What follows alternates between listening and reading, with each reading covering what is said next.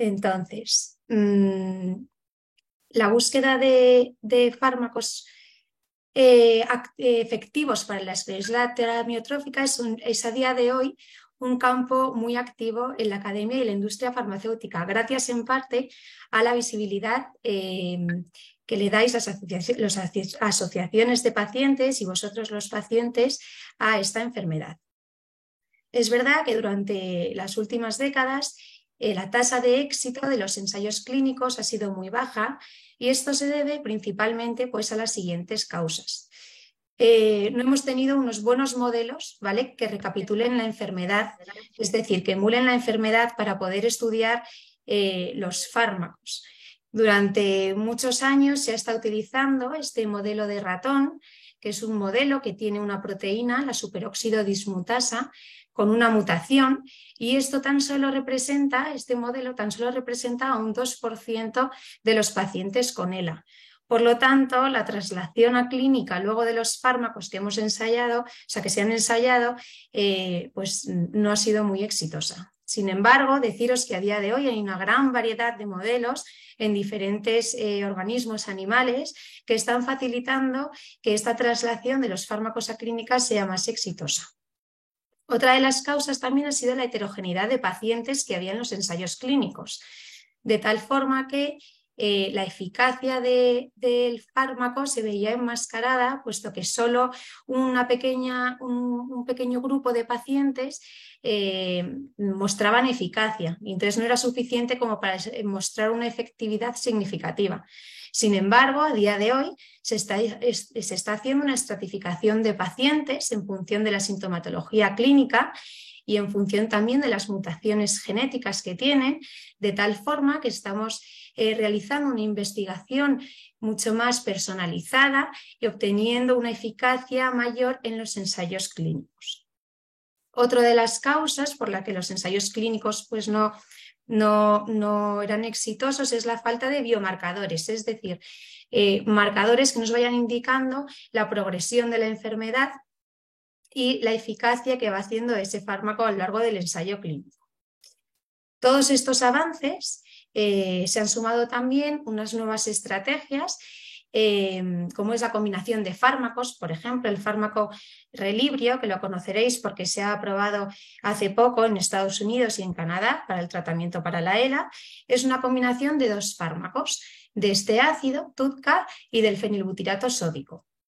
También están lo que se conoce como fármacos multidiana, es decir, un único fármaco que restaura varios mecanismos que están alterados a la vez. Otra de las estrategias es el reposicionamiento de fármacos, que esto consiste en buscar nuevas aplicaciones terapéuticas a fármacos que ya están aprobados en el mercado o que ya se sabe que es seguro en humanos. Entonces, lo que hace es reposicionar ese fármaco para tratamiento para la ELA. Y luego otra estrategia muy novedosa es la creación de unas plataformas que aceleran el desarrollo de fármacos. De tal forma que en vez de cada fármaco que va a iniciar un ensayo clínico realizar un protocolo, aquí lo que se hace es compartir un protocolo común a todos ellos que se va adaptando a cada fármaco que va entrando en ensayos clínicos, reduciendo de esta forma todo el papeleo, por así decirlo, y luego a la vez compartiendo pues, el grupo placebo. Ejemplo de esto, por ejemplo, es esta plataforma en Estados Unidos, también está en Europa la Magnet y la Motor Neuron Smart en Reino Unido. Como bien he dicho, la búsqueda de fármacos para la ELA es un campo muy activo y en este caso todos los fármacos que hay en clínica ahora mismo, en ensayos clínicos, lo que tienen un mecanismo común que es proteger a la motoneurona. En la ELA se están muriendo las motoneuronas y vemos que hay diferentes mecanismos que están alterados. Pues estos fármacos lo que están intentando es restaurar otra vez estos mecanismos. Por ejemplo, el riluzol lo que hace es reducir la toxicidad por glutamato, que es un neurotransmisor excitador que está en el sistema nervioso central. Destacar que en noviembre de 2022 había 75 ensayos activos en clínica el 70% de ellos era de fármacos y el 30% de terapias biológicas, como por ejemplo de anticuerpos que están dirigidos pues, a eliminar los agregados de una proteína determinada. Entonces, voy a pasar a comentar un poco, fase por fase, lo que tenemos en cada fase clínica. En la fase 1, ¿vale? Se prueban los fármacos que son completamente nuevos, que nunca se han administrado a humanos y por lo tanto no sabemos si van a tener efectos secundarios o si van a ser tóxicos. Estos son estudios que se hacen en voluntarios sanos, se suelen hacer en Estados Unidos y actualmente tenemos 5 en fase 1.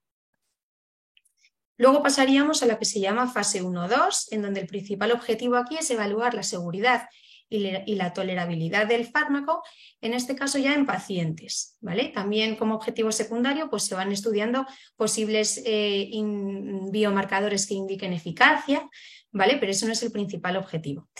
Y luego también aquí entrarían en la estrategia que he dicho de reposicionamiento de fármacos. Por ejemplo, baricitinib es un fármaco que está aprobado para la artritis reumatoide, para el COVID-19 y que se ha reposicionado por el mecanismo que tiene como tratamiento para la esclerosis lateral amiotrófica. Pasaríamos a continuación a una fase 2, en donde el principal objetivo ya sí que sería evaluar la eficacia en los pacientes, es decir, si ese fármaco está siendo eficaz o no. Entonces, aquí en fase 2 nos encontramos una gran cantidad de fármacos que actúan con un mecanismo antiinflamatorio, reduciendo la inflamación en el sistema nervioso central. También vemos que hay muchos fármacos que lo que hacen es reducir estos agregados de proteínas. Por ejemplo, Tideglusib es un fármaco que hemos desarrollado en nuestro grupo de investigación, el cual hablará Ana después y os contarán un poquito más sobre cómo actúa específicamente. Luego ya pasaríamos a una fase 2-3, que esta se diferencia de la anterior en que abarcamos un número mayor de pacientes, por ejemplo, Ibudilast. En la fase 2 se administró a 36 pacientes durante un periodo de 9 meses y en este caso, en esta fase 2-3, se van a reclutar a 230 pacientes y se administrará durante un periodo de 12 meses. Bueno, comentar que Verdipestat es un fármaco que actualmente ya no sigue en clínica por no presentar eficacia en los pacientes. Y luego ya pasaremos a la última fase, que es una fase antes de ser aprobado por las agencias regulatorias, en donde aquí también se amplía más el número de pacientes, esos son ensayos multicéntricos a nivel internacional. Y bueno, actualmente está Amilix 35, que es el fármaco que conocéis como Relibrio, que está realizándose la fase 3 todavía a día de hoy. Y es la combinación de estos dos fármacos que hemos dicho previamente. También comentar que el ácido TUDCA está también en paralelo en otro ensayo clínico solo, sin combinación con el fenilbutirato sódico. Actualmente también la empresa Ferrer está desarrollando la formulación oral de Darabona y está realizando un ensayo clínico para ver la efectividad de esto vía oral, porque Darabona, que no está aprobada todavía en Europa, su administración es vía intravenosa. Y luego, por último, también comentar masitinib, que es un fármaco que también tiene un mecanismo de acción antiinflamatorio, reduciendo la inflamación y que actualmente también está en fase 3.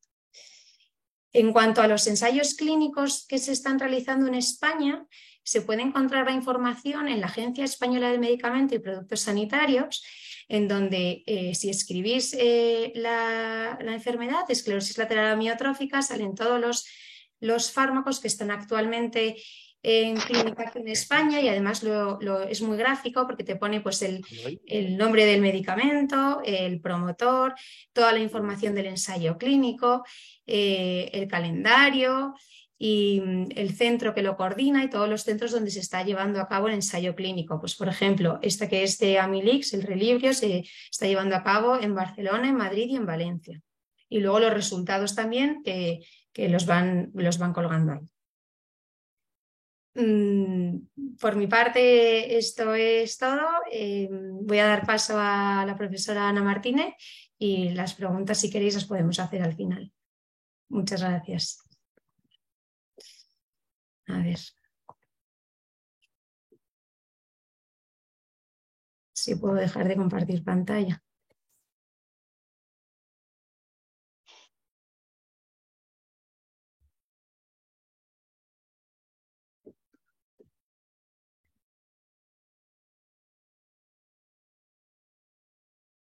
Perdone, que es que no me deja. Manejan las pantallas de internet igual que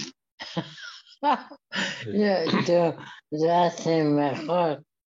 Ah, mira aquí, ya está. Ya encontró el botón. Perfecto. Listo, Ana.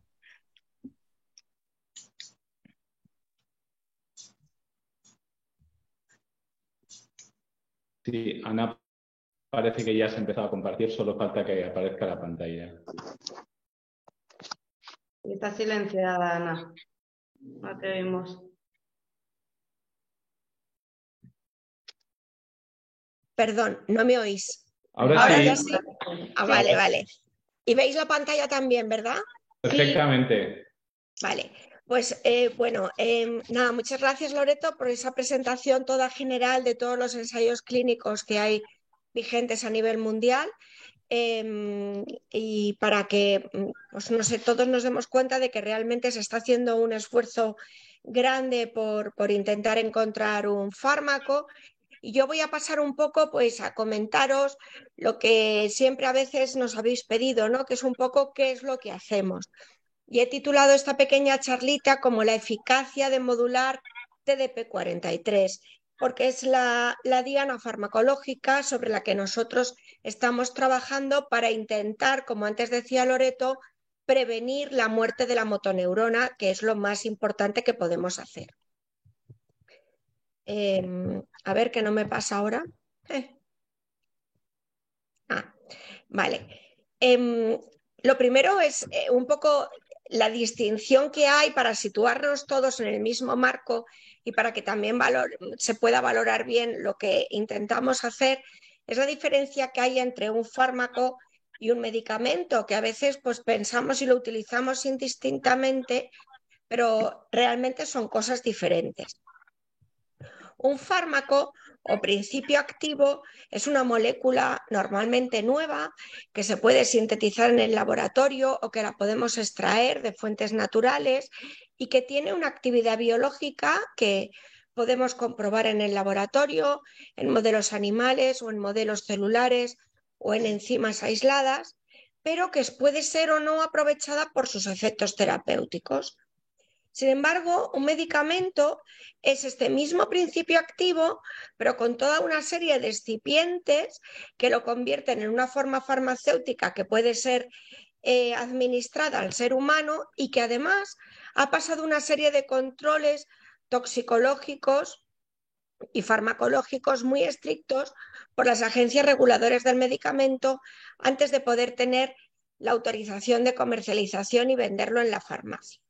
No me están Esto es muy viendo, importante porque entre lo que es un fármaco y un medicamento hay muchísimo tiempo y muchísimas tareas y muchos profesionales que tienen que organizar una serie de trabajos todos en colaboración. En nuestro laboratorio lo que queremos es hacer investigación translacional y eso lo que quiere decir es que queremos llevar lo que hacemos en el laboratorio, y lo que nosotros hacemos en el laboratorio son moléculas nuevas que algunas veces tenemos la suerte de que esas moléculas nuevas se nos convierten en un fármaco porque conseguimos encontrar la actividad biológica que queremos buscar en ellas. Y esto, que es lo que nosotras hacemos en el laboratorio, queremos llevarlo a la sociedad. Y antes tiene que pasar y que se convierta en un medicamento para que pueda ser útil a toda la sociedad. Y antes tiene que pasar por unos estudios de desarrollo clínico en pacientes, que es un poco lo más avanzado y lo que ha comentado Loreto hasta el momento. Bien, Diciendo esto un poco más en detalle, podemos ver que realmente los estudios preclínicos, los años que estamos trabajando en el laboratorio para tener una molécula interesante, un fármaco interesante que merezca desarrollarse en clínica, están entre 6 y 8 años. Los proyectos de investigación que se llevan a cabo, trabajamos con animales, con células, etcétera, y queremos pues evaluamos al final más de 5.000 compuestos nuevos en cada proyecto acumulado y sumado pues entre toda, no solamente nuestro laboratorio, claro, sino entre todos los laboratorios que trabajamos en la misma diana para poder elegir alguno. Y después tienen que pasar a lo que es las fases de desarrollo clínico, que las ha estado comentando Loreto muy bien, para poder luego llegar a presentar la autorización de comercialización ante las agencias regulatorias, la FDA americana y la EMA en Europa. Los años que tardamos al final son muchos, ya lo sabéis, se tarda mucho en poder tener un fármaco aprobado y además es un deporte de altísimo riesgo, porque figuraros, de estos 5.000 compuestos, solamente una va a tener la oportunidad de llegar a ser un medicamento registrado. Ahora bien, la posibilidad de saltar estos dos gaps o valles o discontinuos que he puesto en esta diapositiva y que es precisamente porque necesitamos de la evaluación de la agencia regulatoria, es lo que separa el laboratorio de los estudios con humanos, porque lógicamente tienen que cumplir unos protocolos muy estrictos para que las autoridades regulatorias los aprueben. Por eso, de cada 1.000 moléculas que se sintetizan en un laboratorio, nada más una va a tener la oportunidad de poder llegar a desarrollo clínico y de 5 que entren en desarrollo clínico, una podrá llegar al mercado. Y esto, por supuesto, supone una inversión acumulada muy alta. Como veis ahí por las cifras, son altísimas. Si bien esta inversión no es lineal, sino que es exponencial, y lo más caro son los ensayos clínicos en pacientes, teniendo una inflexión justo en cruzar desde el laboratorio hasta el desarrollo clínico, porque si os dais cuenta hay una inflexión en la financiación, que los compuestos salen en un punto y entran en otro punto más alto, y esto supone una inversión de unos 2,5 millones de euros.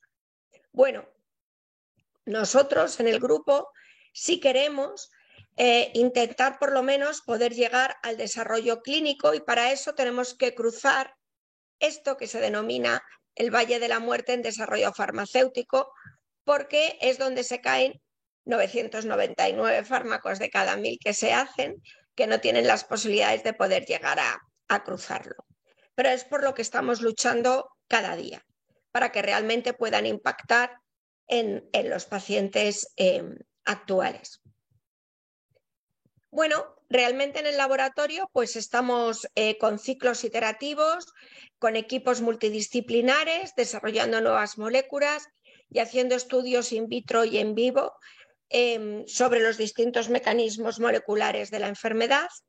Si encontramos financiación, alta financiación, entonces procedemos a intentar cruzar el Valle de la Muerte, y para eso tenemos que hacer una serie de trabajos de desarrollo, de producción del principio activo en escala, a nivel industrial, de estudiar la toxicología en 2 especies animales, etcétera, para poder completar el dossier que las autoridades regulatorias nos piden para podernos autorizar llegar a la fase 1.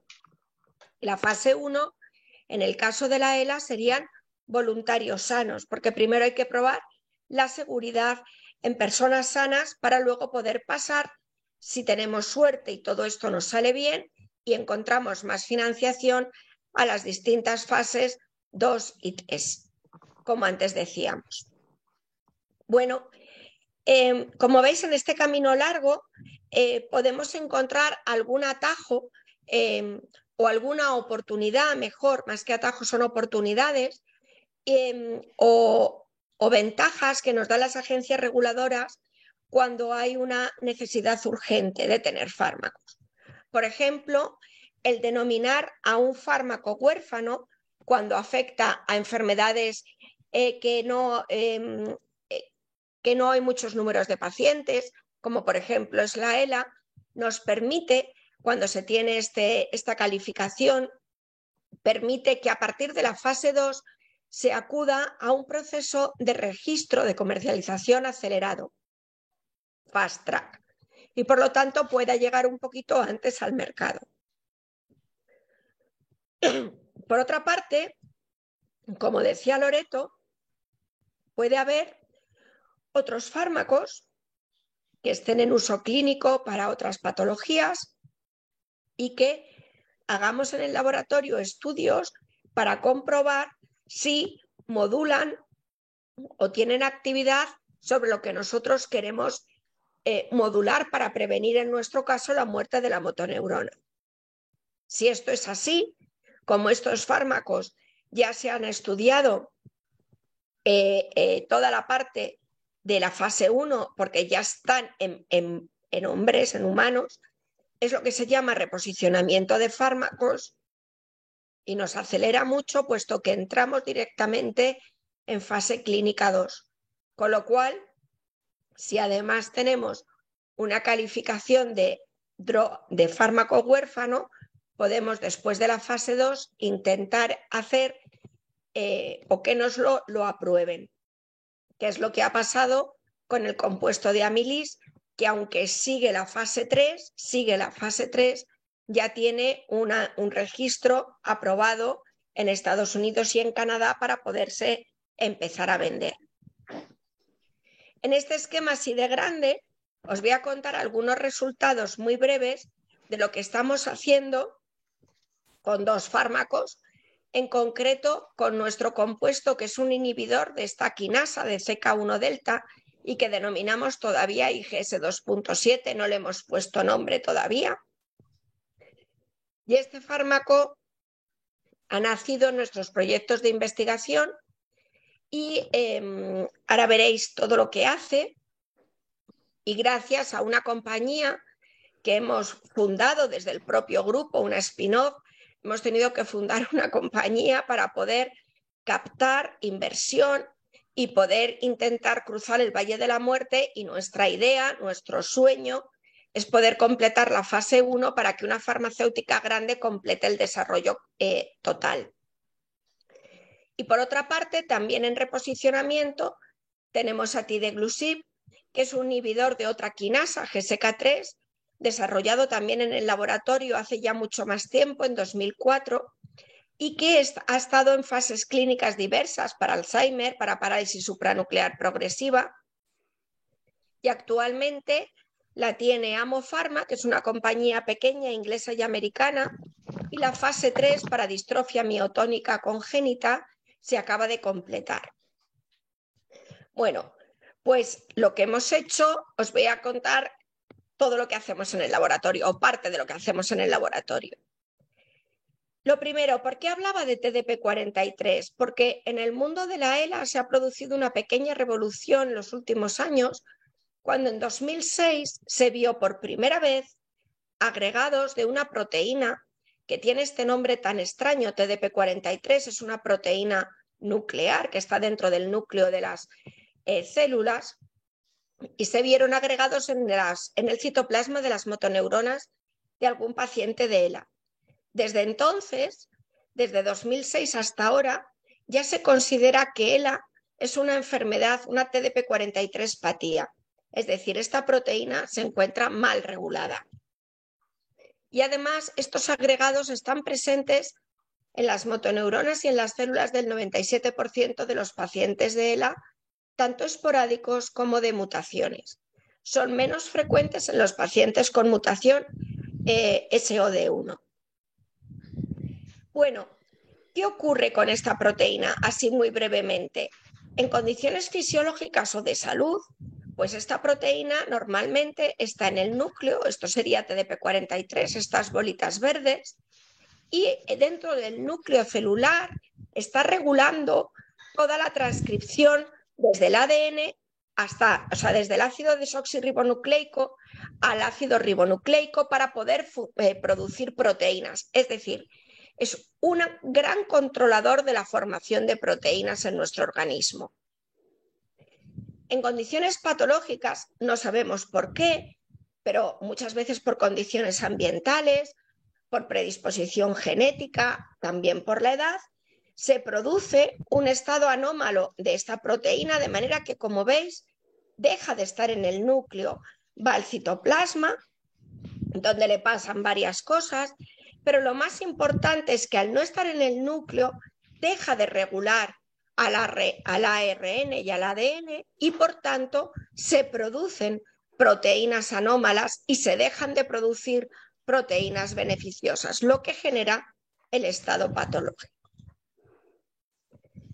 Por eso nosotros queremos recuperar la función de esta proteína, que vuelva a dejar el citoplasma, que vuelva al núcleo y que ejerza su función represora.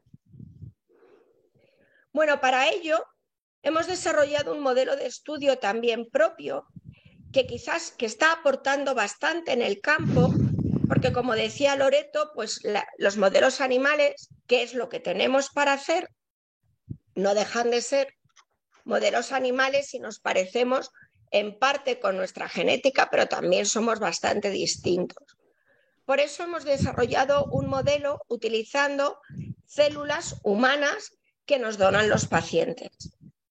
De manera que cogemos una muestra de sangre, de la muestra de sangre aislamos los linfocitos, que los inmortalizamos, los caracterizamos genéticamente y al día de hoy tenemos un biobanco de muestras, tanto de controles sanos como de pacientes con ELA esporádico, como de pacientes con distintas mutaciones en el gen que codifica TDP43, en el de la superóxido dismutasa, en C9orf, etc. Estas muestras nos las han cedido, nos las proporcionan gentilmente y con acuerdos de colaboración y comités de ética en el hospital, desde el Hospital 12 de Octubre y desde el Hospital de Biodonostia en San Sebastián, fundamentalmente. Y hemos podido estudiar cómo recapitulan toda la patología que tiene TDP43 en la enfermedad.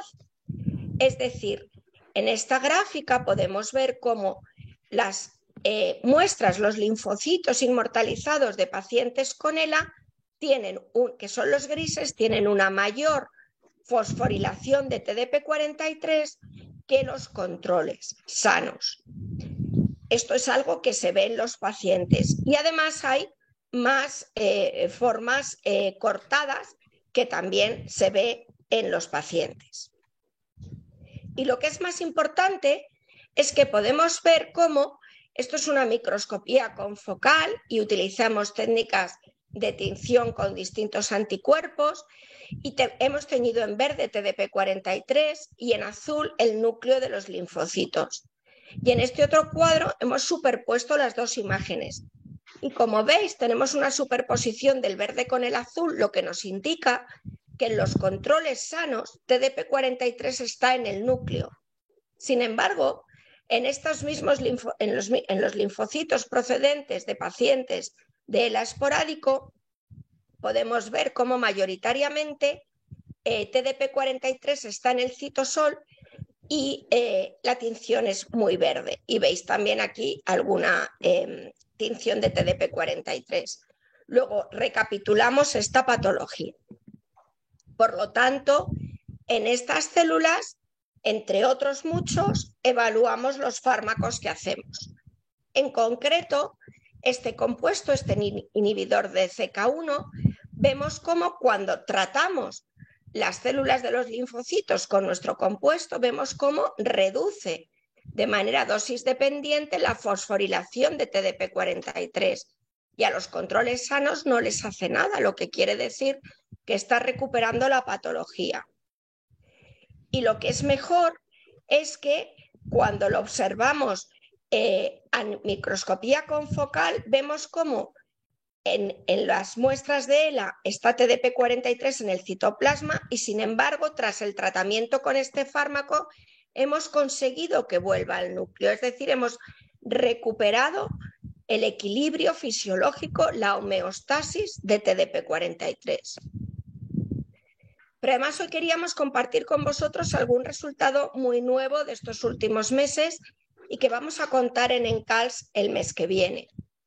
Y es que nos fijamos, pues Loreto, Eva, muchos de los investigadores que están a pie de la pollata en el laboratorio, pues veían o les parecía que los linfocitos tenían distinta forma, pero no los veíamos bien. Hemos utilizado un marcador de tubulina que nos marca el citoesqueleto de estas células.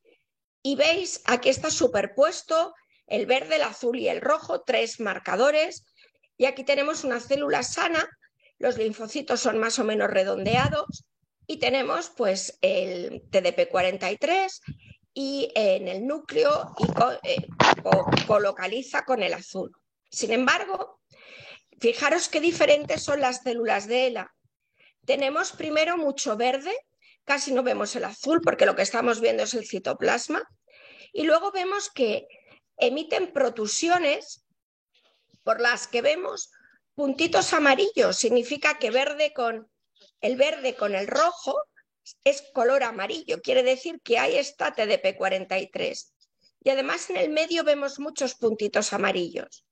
Con lo cual empezamos a pensar que TDP-43 está saliendo de esas células y estas protusiones, que se llaman estructuras tunneling, las hace la célula para conectarse con otra célula y poderle transmitir contenido a ella.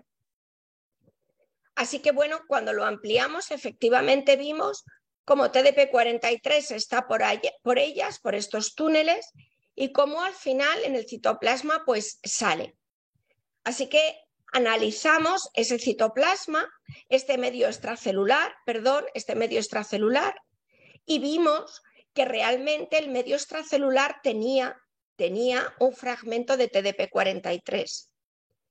Aislamos estas extravesículas, las vesículas extracelulares, y estas vesículas extracelulares hemos mirado y hemos visto que también llevan el TDP-43, con lo cual pensamos, se está propagando la enfermedad debido a esta proteína. Así que hemos hecho unos estudios en los que las células sanas las hemos tratado con los medios de cultivo de otras células, de células sanas en este caso, y vemos que están bien. O estas células sanas las tratamos con el medio de una célula de ELA esporádico y vemos que se produce la patología de TDP-43. Y no solamente vemos que TDP-43 sale del núcleo y deja de tener esta función, sino que además la célula se enferma y genera estas protusiones para poder seguir transmitiendo la enfermedad. Y lo más importante que queríamos contaros es que cuando las células que están enfermas las hemos tratado con nuestros fármacos, con IgS 2.7, y cogemos ese medio extracelular y tratamos las células sanas, vemos que no hay propagación de la patología. Así que además de recuperar la patología, estos compuestos que estamos desarrollando en el laboratorio evitan la transmisión y el avance de la misma. Por tanto, esta molécula nuestra ahora mismo la hemos probado también en modelos animales, y en modelos animales hemos visto cómo protege la motoneurona, y ya no podemos ir más lejos nosotros en el laboratorio, así que su patente la hemos licenciado a Ancar Pharma, esta compañía que hemos fundado, y en este momento estamos justo aquí desarrollando estas tareas, escalando la síntesis del producto, desarrollando una forma farmacéutica adecuada para que la puedan tomar los pacientes y haciendo los estudios de toxicología que esperamos poder completar a lo largo del año que viene para llegar a fase 1. Y si todo va bien, pues poderla seguir desarrollando hasta fase 2. Pero además, como antes os decíamos, tenemos a Tideclusib, que directamente lo que hemos hecho han sido estudios parecidos a los del IgS, y como veréis, y lo proponemos para reposicionar. Entonces, como veis, también este compuesto es capaz de en los linfocitos de ELA esporádico rebajar la fosforilación, bajar la fosforilación de TDP43 y además también, esto no es tan gráfico, pero es por fraccionamiento celular, cuando fraccionamos el citoplasma y el núcleo y cuantificamos dónde está TDP43, pues cuando está tratado con Tideglusib vuelve este TDP43 al núcleo, es decir, recupera su función. En el modelo animal también ha mostrado, en el modelo animal también ha mostrado que disminuye la fosforilación de TDP43 en la médula espinal de los animales y, por tanto, con todo esto y el paquete de seguridad que ya tiene el fármaco por estar en clínica, y junto con la doctora Anne-Marie Hubers del Hospital Universitario de Ginebra y la empresa Amofarma, pues tenemos un ensayo clínico fase 2 pendiente de la autorización final en Suiza. Pero además, y debido a las plataformas que se han generado en Europa para acelerar fármacos, estamos intentando hablar con ellos, con Tricals, para que también pueda entrar, igual que el litio, en este tipo de ensayos y poder tener ensayos en nuestro país con Tideglusib. Y estamos abiertos a vuestras preguntas. Solamente quiero agradecer pues, a todo el equipo que trabaja en estos proyectos, que son muchos, a todas las agencias que nos financian y a todos vosotros, a Adela por invitarnos y a todos vosotros que estáis aquí con nosotras por vuestra atención. Muchísimas gracias.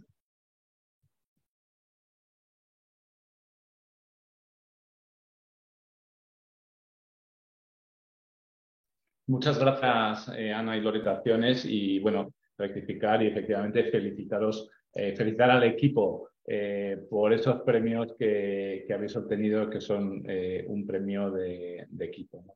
Si os parece, vamos a pasar ahora a haceros algunas de las preguntas que hemos ido recibiendo, algunas que ya teníamos porque algunos enfermos nos las habían hecho llegar de antemano, y sobre la marcha iremos añadiendo las que puedan haber hecho los que están presentes ahora. Y os recuerdo, a través del chat podéis hacer esas preguntas o alguna pregunta que nos pueda surgir a nosotros después de la presentación. Entonces, no sé, Ana, Macarena, si queréis ir haciendo esas preguntas. Vale, mira, un enfermo, José Vicente, nos pregunta que si estos fármacos que se presentarán, ¿cuándo estarán disponibles en la sanidad de España? En parte se ha respondido, pero sí, pero bueno. Volver a responder. A ver, lógicamente, nosotras no estamos en la agencia reguladora para la sanidad de España. Tiene que estar primero aprobado en Europa y una vez que está aprobado en Europa, se tramitan las aprobaciones en los distintos países. Como están en ensayos clínicos, no sabemos si esperarán a tener los datos de los ensayos clínicos que están corriendo en España o realmente aprovecharán cuando se apruebe en Europa para que la propia compañía farmacéutica trate de registrarlo aquí. El tiempo no está en nuestras manos. Estas cosas no suelen ser todo lo rápidas que uno le gustaría porque todos los expertos tienen que estudiar y evaluar mucho los dosieres y los resultados para, pues realmente para asegurar que a los pacientes de nuestro país, en este caso, no van a tener ningún efecto secundario no deseado por tomar este tipo de fármacos nuevos.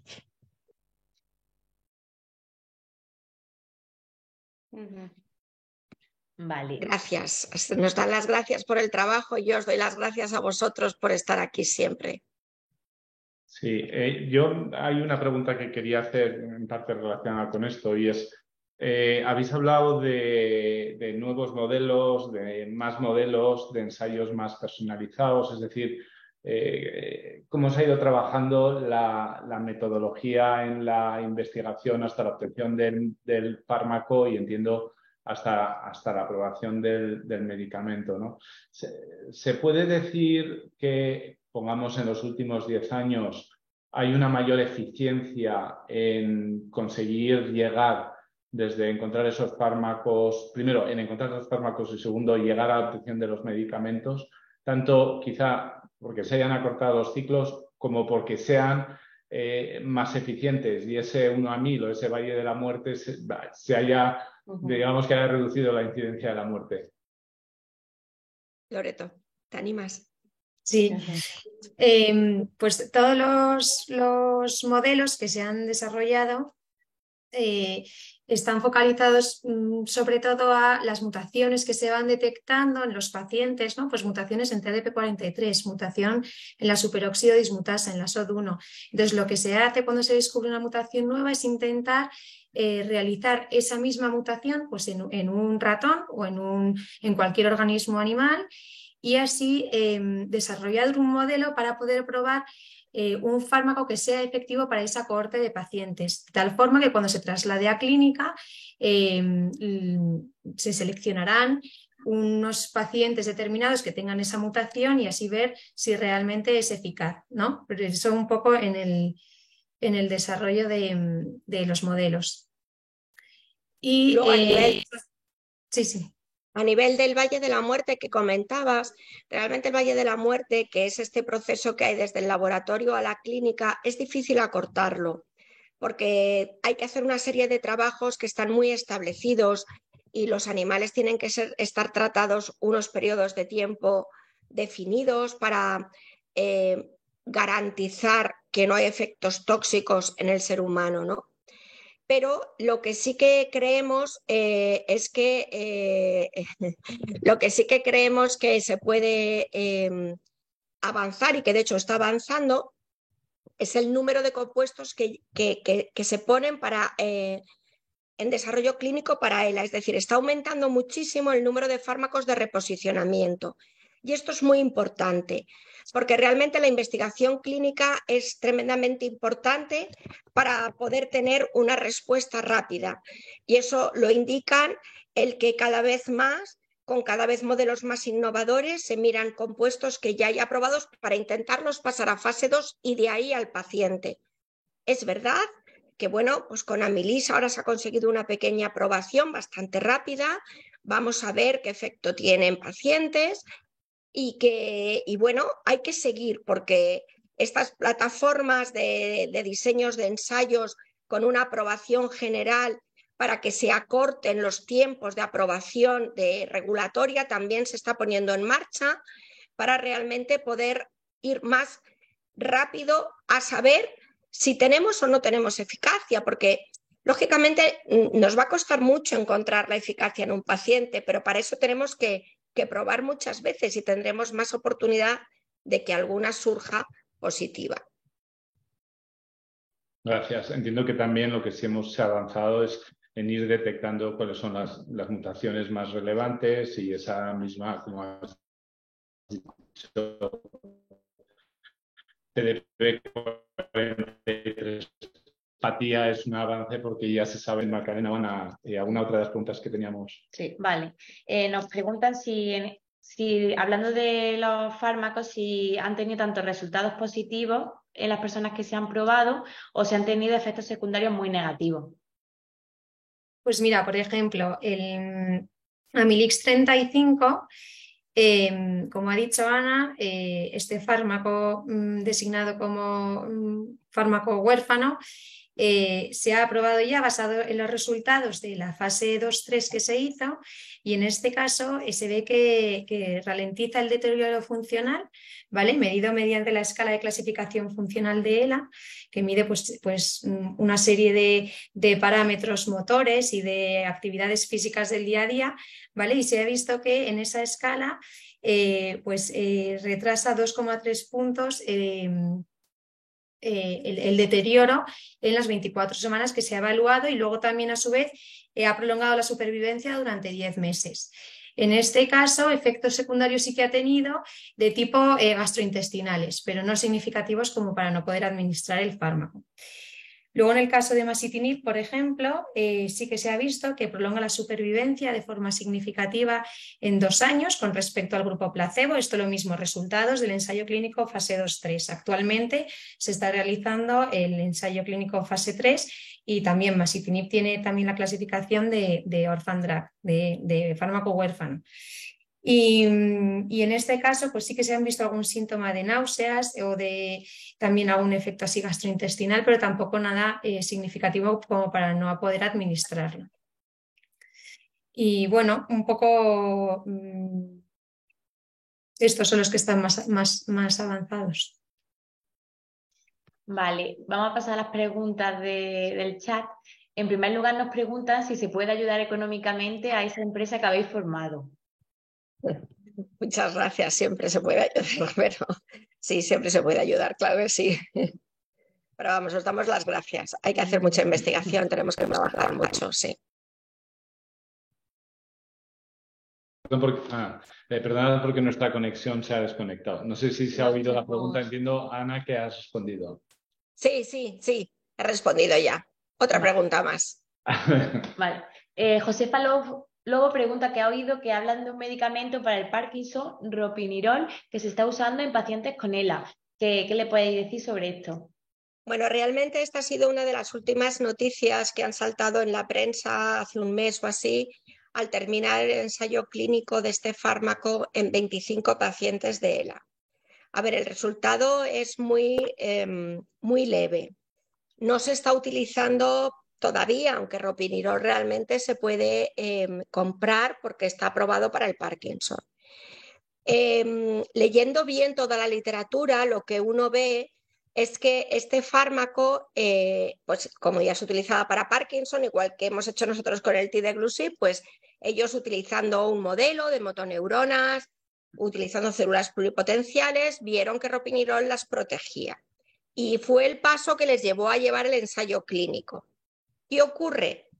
Que la concentración que se utiliza en el laboratorio para obtener esa protección de las motoneuronas, por la propia farmacocinética que tiene el compuesto, no llega a encontrarse esa concentración tan alta en el sistema nervioso central cuando el fármaco se administra vía oral.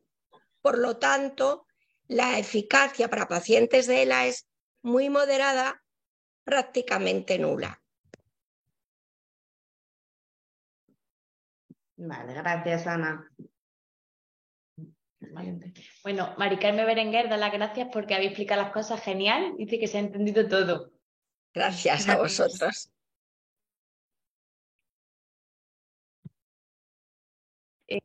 Y ahora Juan Carlos nos pregunta nos pregunta Juan Carlos que si inicialmente los fármacos servirán para detener la enfermedad, ralentizar su avance o recuperar las neuronas. A ver, como ha contado Loreto al principio, hay muchos fármacos con distintos mecanismos de acción que van a hacer distintas cosas. Recuperar las neuronas no se va a poder hacer, puesto que la neurona es una célula muy especializada y no se puede dividir. Otra cuestión es que aprovechemos células en nichos de células madre para poder generar nuevas. Lo más importante de los fármacos que están en clínica y desde luego de lo que estamos haciendo nosotros es que pensamos que si se reprodujera en el ser humano lo que estamos viendo en el laboratorio, nuestros fármacos pararían la enfermedad en el momento en el que se empezara a administrar, porque se evita la transmisión, es decir, se evita que siga avanzando y por lo tanto la pararía. Eso quiere decir que si además somos capaces, la comunidad científica mundial, de tener biomarcadores que cuando uno empieza con un síntoma el diagnóstico sea más rápido, podríamos tener un tratamiento pues, que realmente nos facilitara mucho la vida porque no avanzaría el proceso. Pero recuperar las motoneuronas es algo al día de hoy imposible. Se podrían, a lo mejor, todavía es una investigación muy primaria, poder generar motoneuronas nuevas. Ujú. Vale.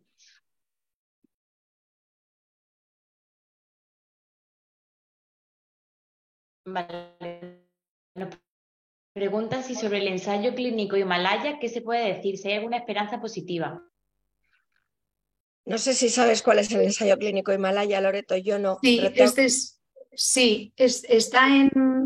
es un ensayo clínico fase 2 de un compuesto de Denali, que es un inhibidor de RIPK1. RIPK1 es una quinasa con la que también trabajamos en nuestro grupo de investigación.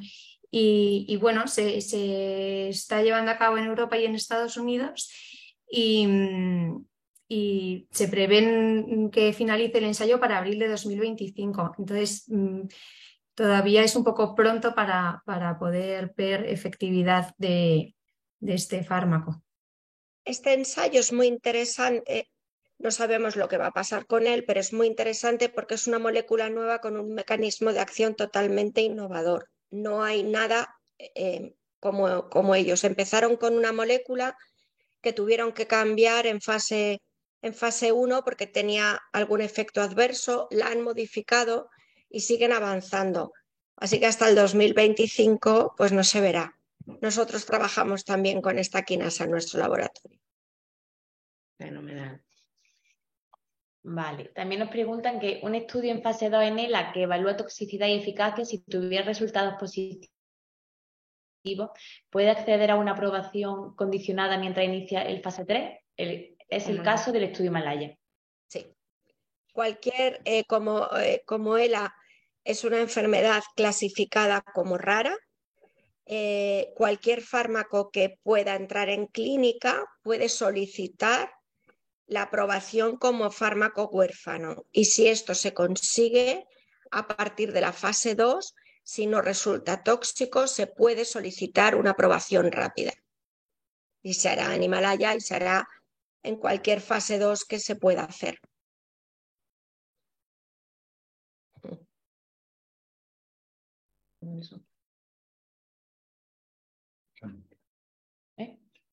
Hay una pregunta que es interesante y pregunta si los americanos son mucho más atrevidos o son más atrevidos con la puesta en marcha de los medicamentos.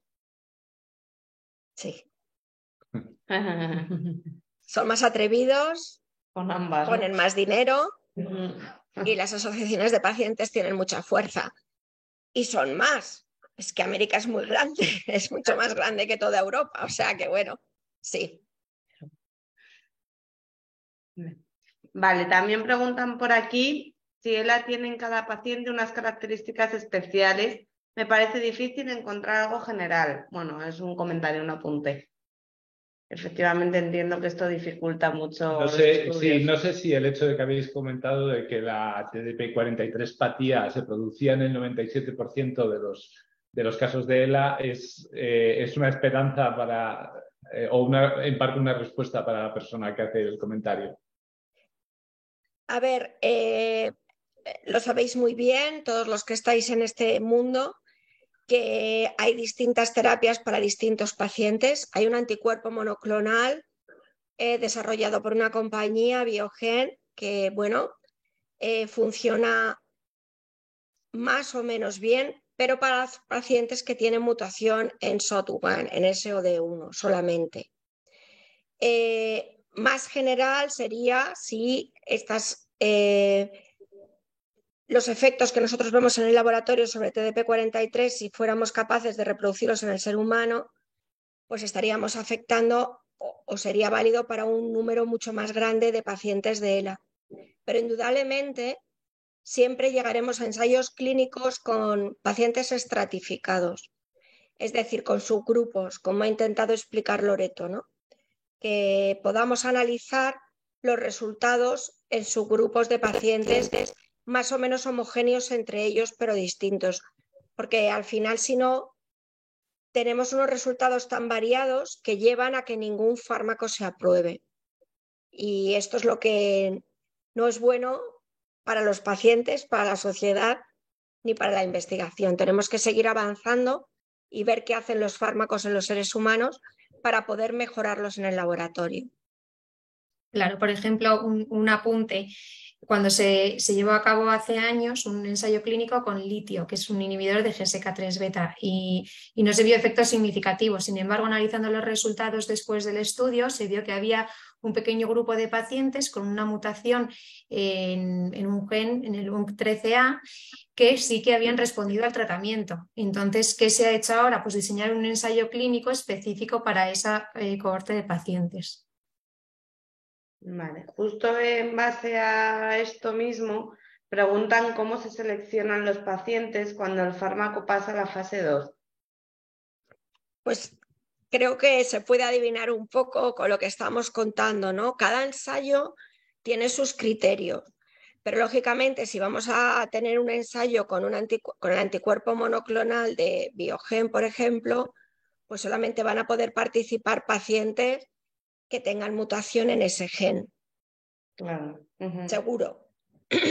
Lo que ha comentado ahora Loreto, para este tratamiento de litio que lo está llevando a cabo Tricals y que es por lo que queremos intentar que Tideglusib nos lo cojan también, pues tienes que tener mutación en el UNC13A, que es un gen todavía más raro, con lo cual es una población más pequeña, pero fijaros que hasta para poblaciones muy pequeñas que afectan a muchísimos menos números de pacientes, se hace ese esfuerzo porque hay mucho interés y mucho compromiso.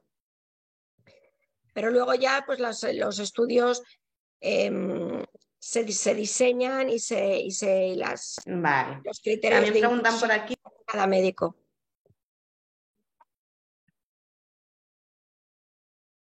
Vale. ¿Sí? Preguntan Ana, ¿cómo se hace para analizar los linfocitos de un enfermo por parte de vuestro laboratorio, teniendo en cuenta que es un ELA familiar?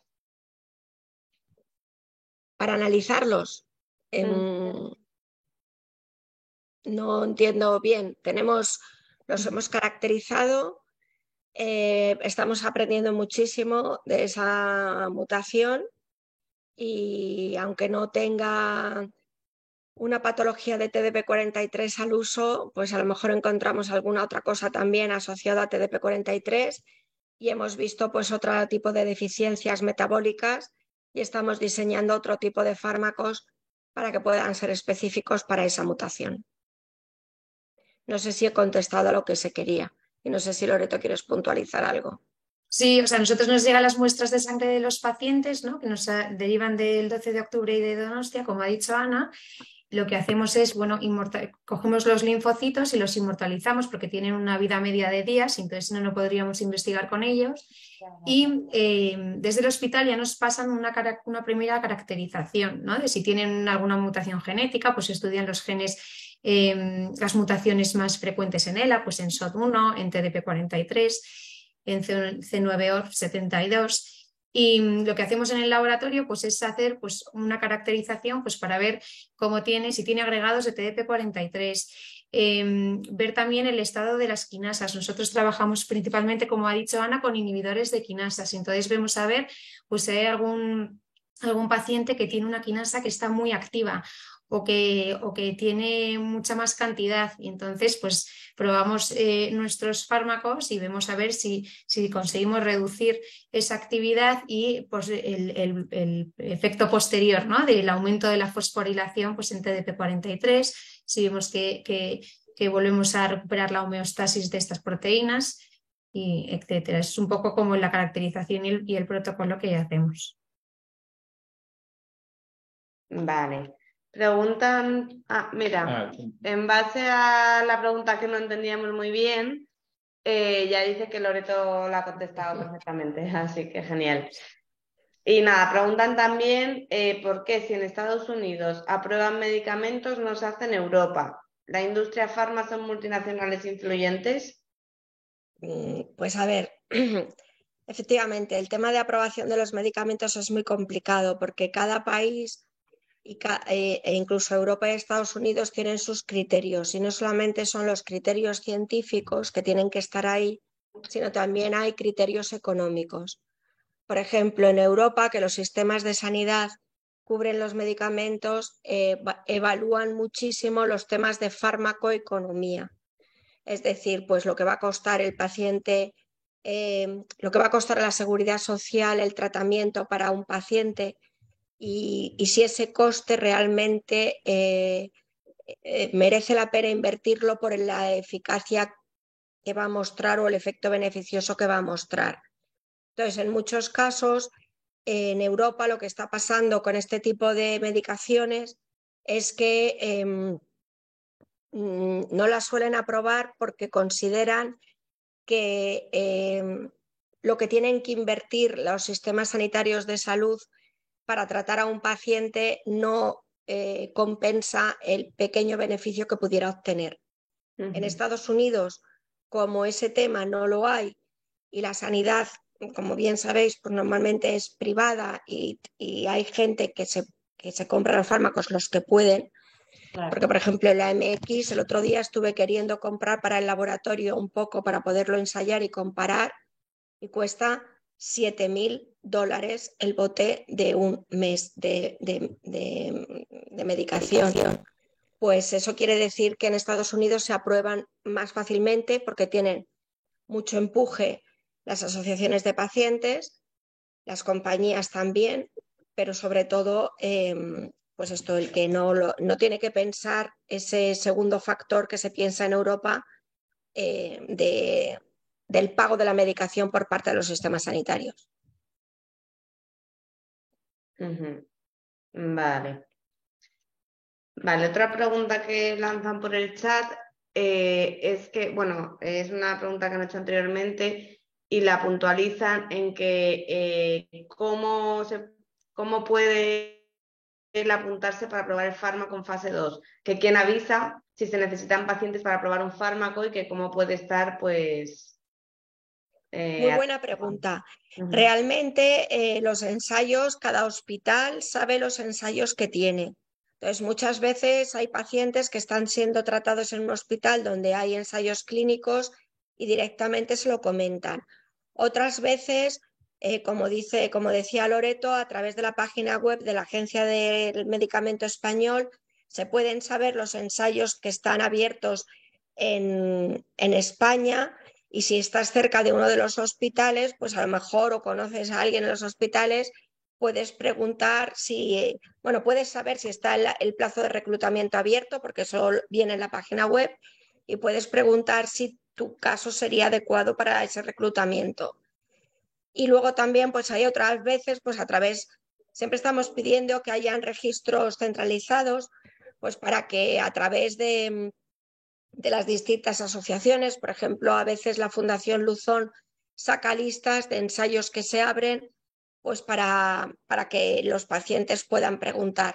Pero normalmente lo que nosotras vemos desde el otro lado es que suelen ser los médicos los que llaman o los que reclutan o los que ofrecen esa posibilidad a los pacientes que acuden a sus consultas.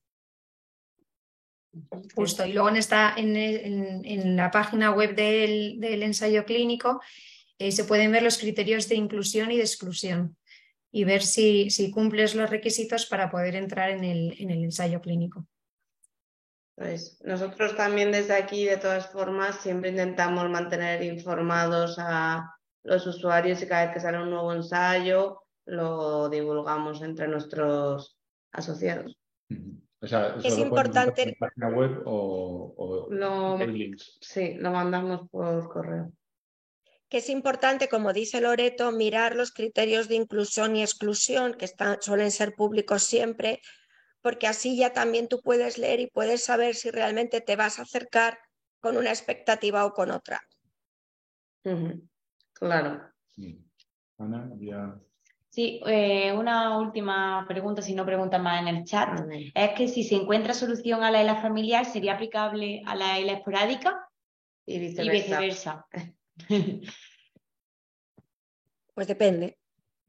Todo depende. Todo depende. Pues depende de cuál solución. Hemos hablado esta tarde de dos aproximaciones terapéuticas que en principio una sería solo para los que tengan mutación de SOD, y otra sería para el restante, igual esporádica que con otras mutaciones, que es cuando entras a modular la patología TDP43. que está presente no solamente en algunos casos familiares, sino también en los esporádicos. Pero, por ejemplo, sería menos probable que fuera eficaz para el SOD, y el anticuerpo frente a la superóxido dismutasa pues solamente va a tener un beneficio un poquito más claro en los pacientes en los que tengan esos agregados.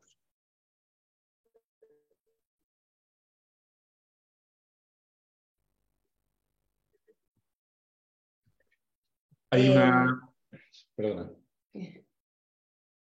Sí, hay una pregunta de Juan Carlos sobre cuántas personas con ELA puede haber en España y en el mundo. Yo creo que ha habido, especialmente hoy, con el Día de la ELA, algunas discusiones sobre si eran 3.000, si son 4.000. También se ha hablado de la incidencia futura al tratarse de una enfermedad esporádica. Cuáles son esas tasas, pero ¿barajáis algún número desde el punto de vista de, como investigadoras, algún número concreto sí? El margen que tú has dicho, en general en España unos 4.000, en general en el mundo 800.000. Bueno, sí, es un poco complicado porque no tenemos una base de datos unificada en toda España para poder tener un registro común. Entonces, bueno, en los congresos más o menos los datos que damos y que se escuchan es lo que ha dicho Ana. Sí, yo creo que es una de las áreas de trabajo donde hay una serie de peticiones para poder tener un conocimiento más específico. Creo que no tenemos ninguna pregunta más. Bueno, yo quería volver a daros las gracias, pero daros las gracias doblemente. Primero, por encontrar el tiempo, por estar aquí, y segundo, por el esfuerzo al que estáis dedicando gran parte de vuestra vida, porque es algo que desde el punto de vista de la Asociación de Enfermos de ELA, pues nos va la vida en ello y nunca mejor dicho. Con lo cual, os quería dar las gracias y os quería desear todo lo mejor con ese proyecto de Ancar Pharma y que vayamos teniendo pronto noticias. Y antes de cerrar, también recordar a la gente que esta conferencia está grabada, con lo cual si alguien se ha quedado con dudas y quiere repasar la información o hay gente con quien queráis compartir estos contenidos, es una buena ocasión porque yo creo que el contenido que se ha compartido hoy es especialmente valioso. Pues, muchísimas gracias, Ana y Loreto. Gracias siempre a vosotros. Gracias. Y gracias a todos los que habéis asistido. Y si os parece, Sí. dejamos aquí la llamada. Muchas gracias. Sí, gracias. Hasta luego, gracias. Muchas gracias. Adiós. Adiós.